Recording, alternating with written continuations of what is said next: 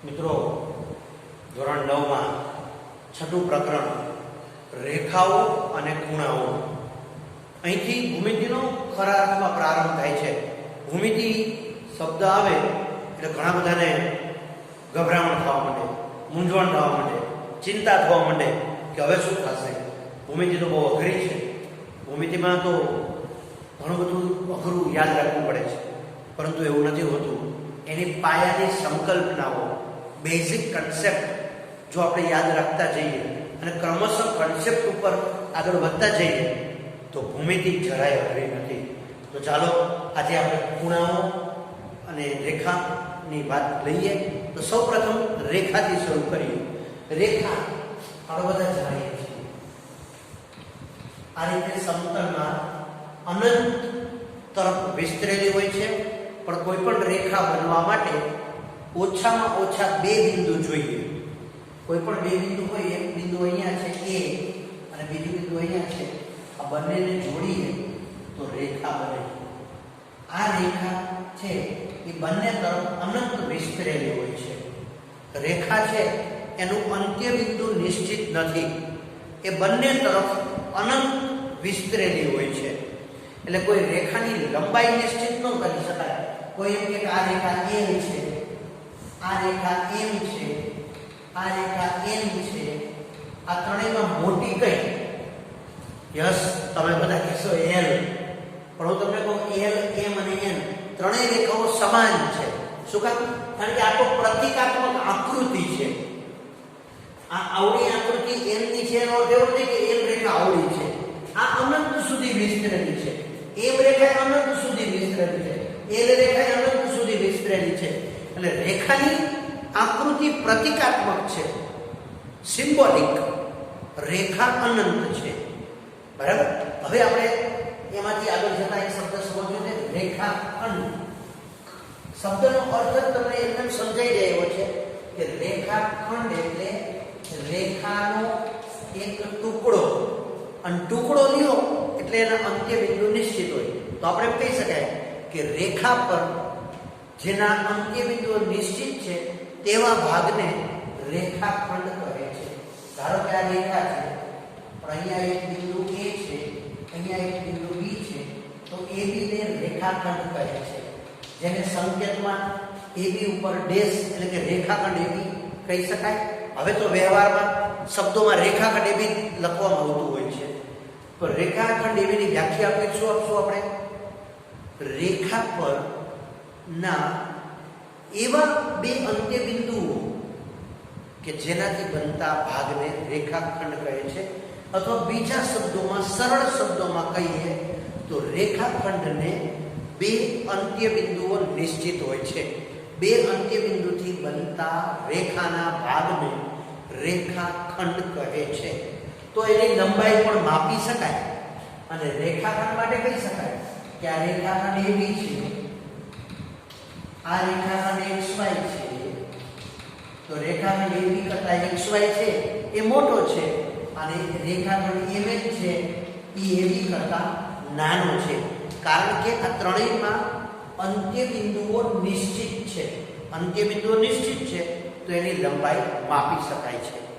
પછીનો શબ્દ છે, કન્સેપ્ટ છે કિરણ. કિરણ એટલે શું? તો કે રેખા પર એક બિંદુથી એક તરફ અનંત વિસ્તરેલા ભાગને કિરણ કહે છે.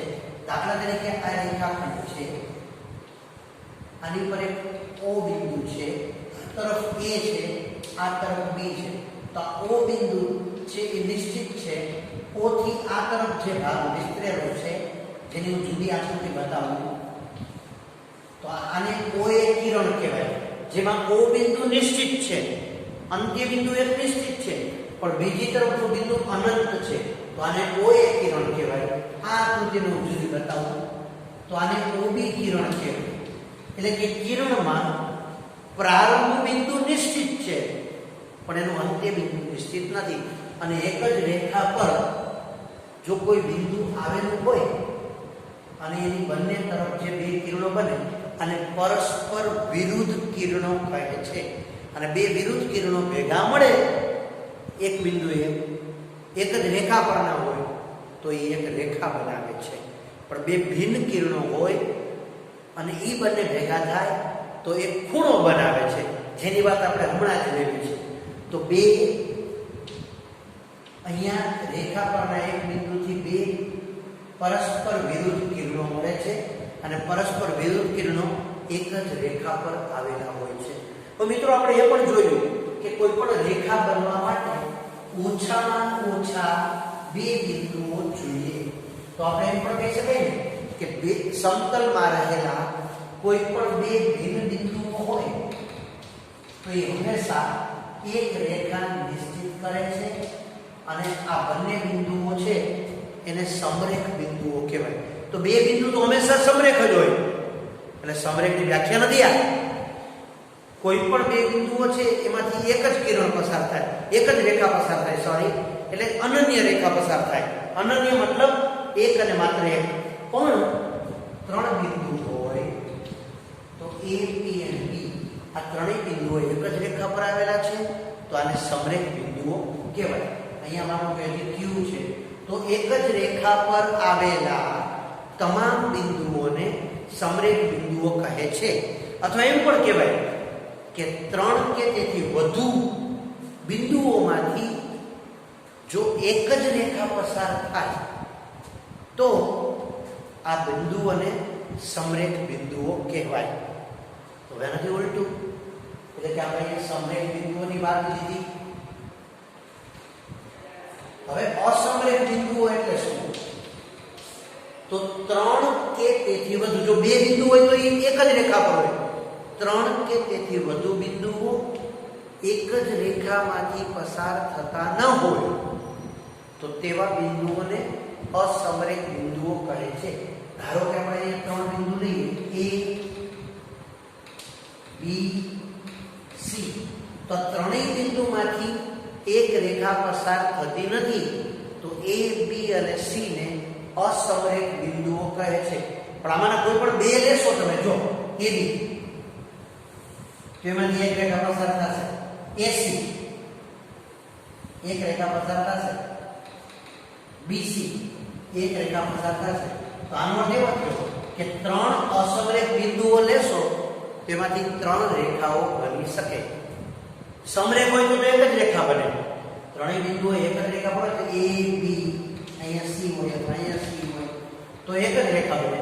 પણ ત્રણ અસમરેખ બિંદુઓ હોય તો એમાંથી પસાર થતી ત્રણ રેખા મળે.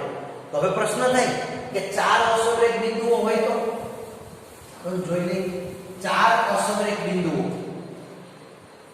A, B, C, D, ચાર અસમરેખ બિંદુઓમાંથી કેટલી રેખા પસાર થાય? તો જોજો હમણાં સરસ જવાબ આવશે. AB એક રેખા, BC બીજી રેખા, CD ત્રીજી રેખા, AD ચોથી રેખા.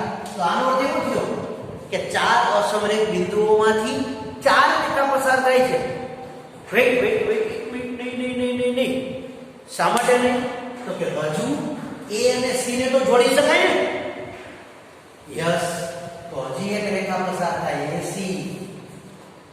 તો B અને D ને ન જોડી શકાય તો કે હજી એક રેખા પસાર થાય BD. એટલે કે ચાર અસમરેખ બિંદુઓમાંથી કુલ 6 રેખાઓ પસાર થાય છે. 5 અસમરેખ બિંદુઓ માટે તમે પ્રયત્ન કરજો અને તમામને જોડવા પ્રયત્ન કરજો, 10 રેખાઓ પસાર થશે. તમે કરી શકશો ને જાતે? અને જો યાદ રાખવાનું પડકો અહીંયા તો આકૃતિ દોરી છે ને તો પણ યાદ રહી જાય. જો આ રીતે A, B, C, D છે. હવે કેટલી રેખા બનશે? તો કેમ કરાય? A ને પકડી રખાય એટલે પહેલી રેખા AB, બીજી AC, ત્રીજી AB, 3 થઈ. હવે A ને જવા દો, B નો વારો. તો B એનો કહેવાય કારણ કે B અને B રેખા એક છે. તો B નો વારો આવે એટલે BC, BD. હવે કોનો વારો આવ્યો? C નો. તો CD કેટલી થઈ ગઈ? 1 2 3 4 5 6. એટલે કે 4 ભિન્ન બિંદુઓમાંથી 4 અસમરેખ બિંદુઓમાંથી 6 રેખા પસાર થાય. હવે 5 માટે આપણે બોલવું હોય તો A B C D E તો 10 રેખા કેવી રીતે થશે? પહેલી કઈ AB, બીજી AC, ત્રીજી AD, ચોથી AE, A પૂરો. હવે B નો વારો BC, BD, BE, હવે C નો વારો CD, CE, હવે D નો વારો DE. આમાં રિવર્સ નહીં જવાનું કારણ કે AB રેખા અને DE રેખા એક જ છે એટલે તો ગણી લ્યો 10 થઈ ગઈ 1 2 3 4 5 6 7 8 9 10 એટલે કે 5 અસમરેખ બિંદુઓમાંથી 10 રેખા પસાર થાય છે. હવે આપણે ખૂણા અને એના પ્રકાર વિશેની વાત સમજવી છે. મિત્રો આપણે હવે ખૂણા અને ખૂણાના પ્રકારો વિશેની વાત સમજીએ. તો અહીંયા તમે જોઈ શકો છો આપણી સામે આકૃતિ છે. BA અને BC બે ભિન્ન કિરણોથી બંને કિરણોનો શિરોબિંદુ સામાન્ય છે. બે ભિન્ન કિરણો અને સામાન્ય શિરોબિંદુથી રચાતી આકૃતિને ખૂણો કહે છે. આ BA અને BC આ બે ભિન્ન કિરણો છે પણ શિરોબિંદુ સામાન્ય છે માટે ખૂણો ABC બને છે. આ બંને કિરણોને ખૂણાની બાજુઓ અથવા ખૂણાના ભુજ કહે છે અને બંનેનું જે સામાન્ય બિંદુ છે એને ખૂણાનું શિરોબિંદુ કહે છે. હવે ખૂણાના પ્રકાર જે તમે અગાઉ ધોરણ 7 અને 8 માં ભણી ગયા છો પણ આપણે શાંતિથી સમજીએ. લઘુકોણ ખૂણો AOB, અહીંયા OA કિરણ અને OB કિરણ છે. O એનો શિરોબિંદુ છે તો આ ખૂણો AOB છે તે લઘુકોણ છે. લઘુકોણ એટલે આ ભાગ એનું માપ 0 થી વધુ છે અને 90 થી ઓછું છે. આને લખાય 0. આને આપણે લખાય કે આ ખૂણાનું માપ 0 થી વધુ અને 90 થી ઓછું છે. હવે કાટકોણ. કાટકોણ એટલે જે ખૂણાનું માપ 90 છે તેને કાટખૂણો કહે છે. અહીંયા x y z એમાં આ ખૂણો M છે જેનું માપ 90 છે. જેમાં yx અને ym બે ભુજ છે. હવે ગુરુકોણ. ગુરુકોણ એટલે જે ખૂણાનું માપ 90 થી વધુ હોય અને 180 થી ઓછું હોય એટલે કે ખૂણો PQR જેમાં QP અને QR બે ભુજ છે અને આ ખૂણો ગુરુકોણ y જેનું માપ 90 થી વધુ છે 180 થી ઓછું છે. ત્યાર પછી સરળ કોણ.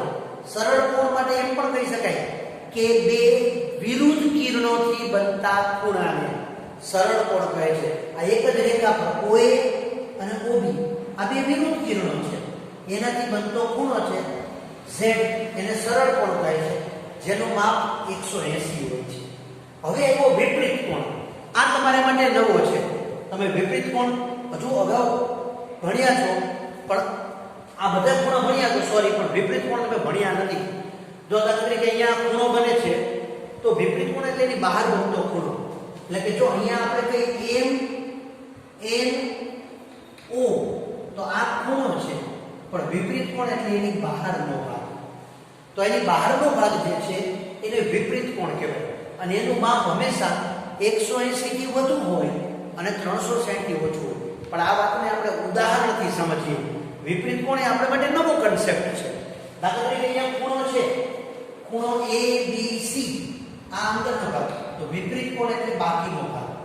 તો વિપરીત કોણ મેળવવા માટેનું સીધું સૂત્ર કહો. તમે જો ખૂણાનું માપ જાણતા હોય તો વિપરીત કોણ એટલે 360 માંથી ખૂણાનું માપ બાદ કરો. દાખલા તરીકે આપણે અહીંયા જોઈ લઈએ. મેં અહીંયા તૈયાર રાખ્યું છે કે આ લઘુ કોણ છે. ધારો કે એનું માપ 60 છે તો આનો વિપરીત કોણ એટલે જો ખૂણો AOB આ મૂળ ખૂણો છે વિપરીત કોણ એટલે આ ભાગ આટલો ભાગ. તો 360 માંથી આ 60 બાદ કરો એટલે કે 360 માઈનસ થીટા. થીટા એટલે ખૂણાનું માપ. તો 360 માંથી તમે 60 બાદ કરો તો આ ખૂણાનું માપ 300 મળે. તો વિપરીત કોણ મળી ગયો. દાખલા તરીકે કાટકોણ છે આનો વિપરીત કોણ જોતો હોય તો આ ખૂણાનું માપ 90 છે તો 360 માંથી 90 બાદ કરો એટલે 270 એનો વિપરીત કોણ થાય. ધારો કે ગુરુ કોણ છે એનો વિપરીત કોણ જોતો હોય તો ધારો કે આ ખૂણાનું માપ 120 છે તો 360 માંથી 120 બાદ કરો એટલે કે આ વિપરીત કોણનું માપ 240 થાય. તો હવે 180 સરળ કોણ છે એનો વિપરીત કોણ છે ત્રીજો ભાગ. તો આ 180 છે 360 બાદ કરો તો આ પણ 180 મળે. આમ વિપરીત કોણનું માપ હંમેશા 360 માંથી મૂળ ખૂણો બાદ કરો એટલે મળે છે અને એની કિંમત 180 થી 360 ની વચ્ચે મળે છે. હજુ આપણે આ પ્રકરણમાં આગળ જતા કોટિકોણ, પૂરક કોણ, રૈખિક જોડના ખૂણાઓ અને એનાથી આગળ અભિકોણ અને વિવિધ ખૂણાઓની રૈખિક જોડની વાત આપણે સમજવી છે. પછી એનાથી આગળ જઈ અનુકોણ, યુગ્મ કોણ અને અંતઃકોણની વાત પણ આપણે સમજવી છે. આ બધી વાતો સમજવા માટે મૂળભૂત રીતે આ જે કન્સેપ્ટ આપણે ભાગ 1 માં શીખવ્યા એ ફરીથી યાદ કરી લેજો કે બે કિરણથી બને છે ખૂણો. આ બંને કિરણો ભિન્ન કિરણો હોવા જોઈએ. બંને કિરણનું અંત્ય બિંદુ એટલે પ્રારંભ બિંદુ છે એ ખૂણાનું શિરોબિંદુ થશે. ખૂણાના વિવિધ પ્રકારોની વાત આપણે સમજ્યા અને હવે આપણે વિવિધ પ્રકારના ખૂણાઓની વાત સમજી અને આ પ્રકરણમાં આપણે આગળ વધીશું. All the best.